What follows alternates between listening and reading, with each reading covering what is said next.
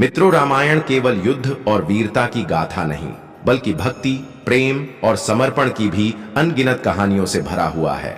ऐसी ही एक कहानी है माता शबरी और प्रभु श्री राम की, जिनकी भक्ति ने स्वयं भगवान श्री राम को उनके आश्रम तक खींच लाई। तो मित्रों, कहानी को अंत तक जरूर देखें और अगर इस चैनल पर नए हैं तो हमारे इस चैनल को जरूर सब्सक्राइब करें। शबरी एक भील कन्या थी जो एक शिकारी समुदाय में जन्मी थी।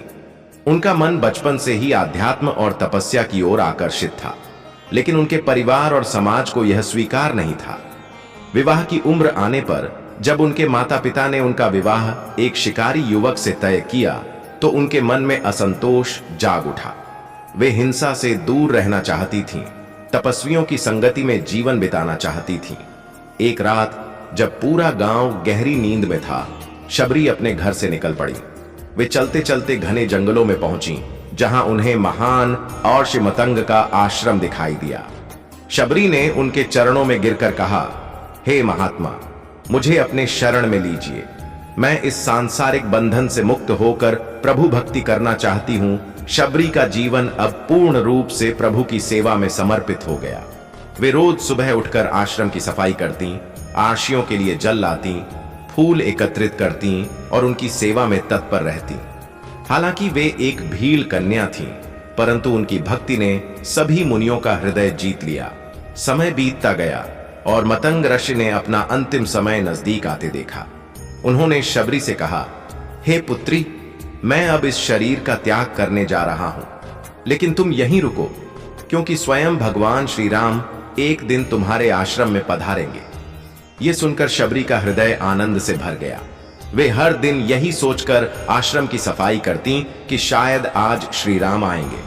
वे सुबह उठकर झील से मीठा पानी लाती, रास्ते से कांटे हटाती और फल संग्रह करती।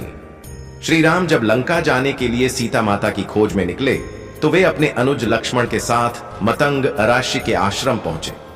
शबरी ने जैसे ही उन्हें आते देखा, उनकी आंखों से प्रेमाश्रु बहने लगे।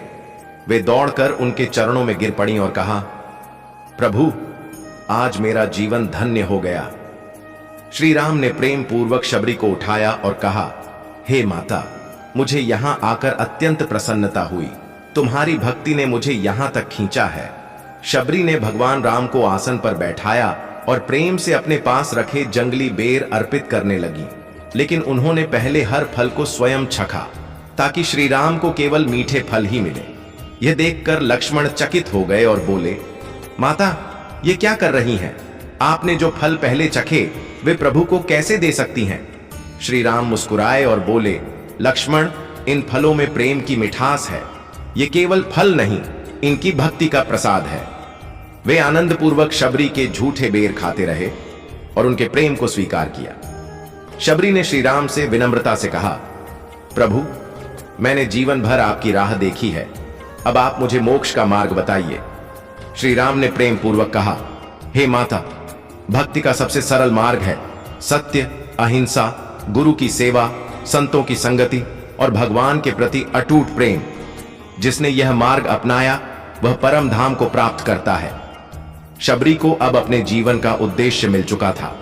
उन्होंने श्री राम के चरणों में प्रणाम किया और उसी क्षण अपने नश्वर शरीर का त्याग कर प्रभु के चरणों में विलीन हो गई। दोस्तों, आपको यह कहानी कैसी लगी हमें कमेंट करके बताएं और साथ ही साथ चैनल को भी सब्सक्राइब करें। मिलते हैं एक और नए वीडियो के साथ, तब तक के लिए धन्यवाद।